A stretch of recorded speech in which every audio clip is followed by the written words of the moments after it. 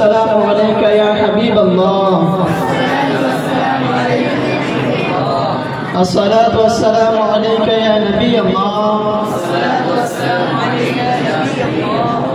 وعلى آلك وأصحابك يا نور الله. প্রিয় নবী রাসূল আরবি সাল্লাল্লাহু তাআলা আলাইহি ওয়া আলিহি ওয়াসাল্লামের উপর দুরূদ শরীফ পাঠ করার অগণিত ফজিলত ও বরকত রয়েছে। হাদিসে মুবারকার মধ্যে রয়েছে যে ব্যক্তি আল্লাহর হাবিব সাল্লাল্লাহু তাআলা আলাইহি ওয়া আলিহি ওয়াসাল্লামের উপর দুরূদ শরীফ পাঠ করবে, আল্লাহ পাক রব্বুল আলামিন ওই ব্যক্তিকে কিরকম প্রতিদান দান করবে। আসুন আমরা হাদিসে মুবারক থেকে শ্রবণ করি যে আমাদের নবী করিম সাল্লাল্লাহু তাআলা আলাইহি ওয়া আলিহি ওয়াসাল্লামের উপর দুরূদ শরীফ পাঠ করলে আমরা যারা আল্লাহ রাসূল সাল্লাল্লাহু তাআলা আলাইহি ওয়া আলিহি ওয়াসাল্লামের উপর দুরূদ শরীফ পাঠ করি, আল্লাহ পাক রব্বুল আলামিন আমাদেরকে কিরকম সওয়াব দান করে। একটা হাদিসের শরীফ থেকে আমরা শ্রবণ করব। হাদিস শরীফের খুলাসা হচ্ছে এরকম যে একদিন হযরত সাইয়েদনা জিবরাইল আমিন আলাইহিস সালাতু ওয়াস সালাম আমার রাসূলুল্লাহ সাল্লাল্লাহু তাআলা আলাইহি ওয়া আলিহি ওয়াসাল্লামের কাছে আয়েশা বসলেন, বলে জিজ্ঞাসা করতে লাগলেন, ইয়া রাসূলুল্লাহ ইয়া হাবিবাল্লাহ সাল্লাল্লাহু তাআলা আলাইহি ওয়া আলিহি ওয়াসাল্লাম, আল্লাহ পাক রব্বুল আলামিন যখন কোনো বান্দার উপর রাজি খুশি হয় তখন আল্লাহ পাক রব্বুল আলামিন ওই বান্দাকে তিনটি জিনিস দান করে থাকে। এর মধ্যে এক নম্বরে হলো ওই বান্দার উপর আল্লাহ পাক রব্বুল আলামিন যখন রাজি খুশি হয় ওই বান্দার উপর ওই বান্দাকে আল্লাহ পাক রব্বুল আলামিন কন্যা সন্তান দান করে থাকে। সুবহানাল্লাহ। তো বোঝা গেল রাসূল সাল্লাল্লাহু আলাইহি ওয়াসাল্লাম হাদিসের মধ্যে যারা কন্যা সন্তানের বাবা হয়েছে বা মা হয়েছে আমরা অনেক ভাগ্যবান, কারণ হাদিসের মধ্যে রয়েছে যে ব্যক্তি আল্লাহ তাআলার উপর সন্তুষ্ট, আল্লাহ পাক রব্বুল আলামিন যে ব্যক্তির উপর সন্তুষ্ট সেই ব্যক্তি আল্লাহ পাক রব্বুল আলামিন খুশি হয়ে সর্বপ্রথম তাকে কন্যা সন্তান দান করে। দ্বিতীয়ত হচ্ছে আল্লাহ পাক রব্বুল আলামিন যদি কোনো বান্দার উপর রাজি খুশি হয় তখন সর্বপ্রথম বৃষ্টি দান করে। বৃষ্টির মাধ্যমে আমরা জানতে পারলাম যে বৃষ্টি আমাদের জন্য অনেক বড় একটা নিয়ামত। এমনিভাবে জিবরাইল আমিন ব্যাখ্যা করতে লাগলেন, ইয়া রাসূলুল্লাহ ইয়া হাবিবাল্লাহ সাল্লাল্লাহু তাআলা আলাইহি ওয়াসাল্লাম, আমি জিবরাইলকে যদি আপনি জিজ্ঞাসা করেন যখন বৃষ্টি আসমান থেকে নিক্ষেপ হয় তখন আমি বলতে পারবো ইয়া রাসূলুল্লাহ আসমান থেকে জমিনের মধ্যে কত ফোঁটা বৃষ্টি পড়ে, আমি জিবরাইল আমি সেটা গণে গণে বলে দিতে পারবো। সুবহানাল্লাহ। আমার আল্লাহ পাক রব্বুল আলামিন জিবরাইল আলাইহিস সালাতু ওয়াস সালামকে এত বড় ইলম দান করেছে, জমিনের মধ্যে কত ফোঁটা বৃষ্টি বর্ষণ হয় সেই বৃষ্টির ইলম আল্লাহ পাক রব্বুল আলামিন জিবরাইল আমিনকে দিয়েছে। তখন জিবরাইল আমিন বিনয়ের সাথে বলতে লাগলেন, ইয়া রাসূলুল্লাহ ইয়া হাবিবাল্লাহ, আমি একটা জিনিস এখনো জানতে পারি নাই, ইয়া রাসূলুল্লাহ আমি আপনার কাছে জানতে চাই যখন আপনার উম্মতে মুহাম্মাদি আপনার উপর একবার দুরূদ শরীফ পাঠ করে আল্লাহ পাক রব্বুল আলামিন খুশি হয়ে এত সওয়াব দান করে যেটা আমি জিবরাইল আমিনও জানি না।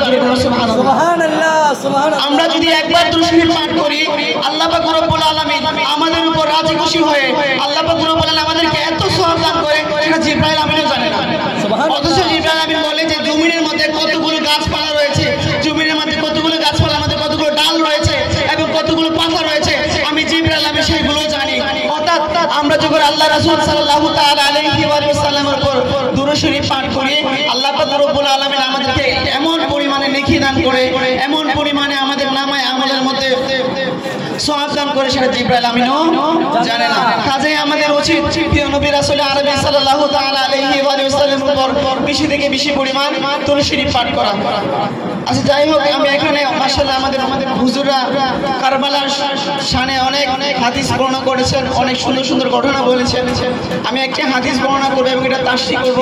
সেই হাদিসটা হচ্ছে হুসাইন মিন্নি ওয়া আনা মিনাল হুসাইন, অর্থাৎ আমি হুসাইন থেকে, হুসাইন আমার থেকে। এখানে একটু মনোযোগ দিয়ে শ্রবণ করবা, এখানে অনেকগুলো নকশা আছে এবং অনেকগুলো আমাদের শিক্ষণীয় বিষয় আছে যে হুসাইন আমার থেকে, আমি হুসাইন থেকে। ইমামে হুসাইন রাদিয়াল্লাহু তাআলা কে আল্লাহ রাসূলুল্লাহ সাল্লাল্লাহু আলাইহি ওয়াসাল্লাম ওনার সম্মানকে বৃদ্ধি করার জন্য হাদিসটা এখানে বলেছেন যে আমি হুসাইন থেকে এবং হুসাইন আমার থেকে। আচ্ছা আমি হুসাইন থেকে এই জিনিসটা বুঝে আসছে না, আর আল্লাহ রাসূল সাল্লাল্লাহু তাআলা আলাইহি ওয়াসাল্লাম থেকে যে হুসাইন আলাইহিস সালাম আসছে বা হুসাইন রাদিয়াল্লাহু তাআলা আসছে এই জিনিসটা ঠিকই বুঝে আসতেছে যে হুসাইন আমার থেকে। রাসূল সাল্লাল্লাহু আলাইহি ওয়াসাল্লাম বলছে যে হুসাইন আমার থেকে, আমি হুসাইন থেকে। হুসাইন আমার থেকে এই শব্দটা বুঝে আসতেছে, অর্থাৎ রাসূলুল্লাহ সাল্লাল্লাহু আলাইহি ওয়াসাল্লামের কন্যা সন্তান সাইয়্যিদুনা ফাতিমাতুজ জোহরা রাদিয়াল্লাহু তাআলা আনহার সন্তান হচ্ছে ইমাম হুসাইন। এই দিক দিয়ে খুন হচ্ছে আল্লাহ রাসূল সাল্লাল্লাহু আলাইহি সাল্লামের। এই দিকটা যদি হাদিস আমরা বুঝতে চাই তাহলে এই জিনিসটা বুঝে আসে যে আল্লাহ রাসূল থেকে হুসাইন, কিন্তু আমার রাসূল বলেছে আমি হুসাইন থেকে, এটা তাৎপর্য কি? তখন উলামায়ে কেরামগণ বলে যে সমস্ত আম্বিয়া কেরামগণ আল্লাহ পাক রব্বুল আলামিন থেকে এক একটা শরীয়ত নিয়ে দুনিয়ার মধ্যে আগমন করেছেন, দুনিয়ার মধ্যে এসেছে। যখন আম্বিয়াগণের কেরামের ওফাত শুরু হয়ে যায়, তাদের শরীয়ত বিলুপ্ত হয়ে যায়। যখন আল্লাহ আম্বিয়া কেরামদের মৃত্যু হয়, তখন তাদের যে শরীয়ত ছিল সেটাও কি হয়ে যায়, সাথে সাথে বিলুপ্ত হয়ে যায়। তখন আমার রাসূলুল্লাহ সাল্লাল্লাহু তাআলা আলাইহি ওয়া সাল্লাম যখন দুনিয়ার মধ্যে আগমন করেছেন, যত ধর্ম ছিল, যত সব কিছু ছিল, আল্লাহ পাক রব্বুল আলামিন সবগুলোকে বাতিল করে দিয়েছে এবং একমাত্র ইসলাম ধর্মটাকেই রেখেছে, একমাত্র ইসলাম ধর্মটাকেই রেখেছে। এখন এই ইসলাম আমার রাসূলুল্লাহ সাল্লাল্লাহু তাআলা আলাইহি ওয়াসাল্লাম ইন্তেকালের পরে জীবিত আছে। কেন জীবিত আছে? কারণ আমার রাসূলুল্লাহ সাল্লাল্লাহু তাআলা আলাইহি ওয়াসাল্লাম বলে গিয়েছেন যে আমার এই ইসলামকে আমার ইমামে হুসাইন জীবিত করবে। এই জন্য আল্লাহ রাসূল সাল্লাল্লাহু আলাইহি ওয়াসাল্লাম বলছে যে হুসাইন থেকে আমি, কারণ আমার ইসলামকে হুসাইন জীবিত করবে। সুবহানাল্লাহ। হুসাইন থেকে আমি, কারণ এই হুসাইন রাদিয়াল্লাহু তাআলা আনহু কারবালার ময়দানে শহীদ হয়ে আমার ইসলামকে জীবিত করবে।